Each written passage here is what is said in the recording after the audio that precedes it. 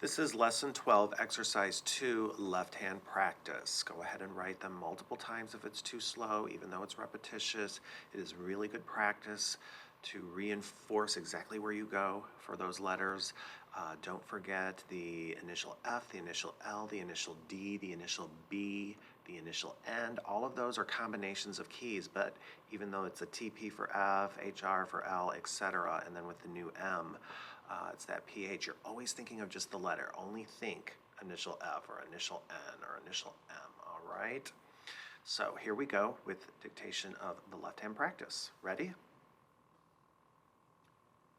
Initial M, initial M, initial M, initial M, initial M, initial M, initial M, initial M, initial M, initial M, initial M, initial M, initial M, initial N, initial M, initial N, initial M, initial N, initial M, initial N, initial M, initial N, initial M, initial N, initial M, initial N, initial M, initial F, initial D, initial L, initial M, initial K, initial D, initial S,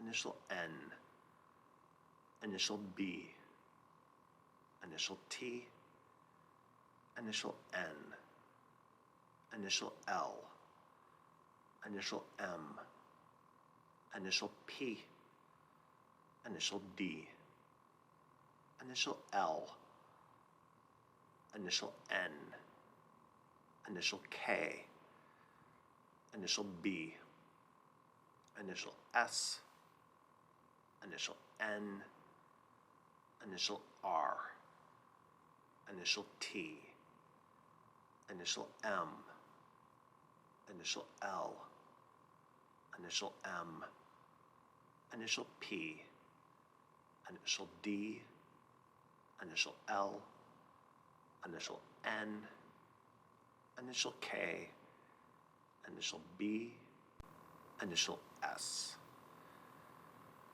All right, check your notes, make sure they're clean, especially those letters that have the combination of keys. Looks like all but the T there.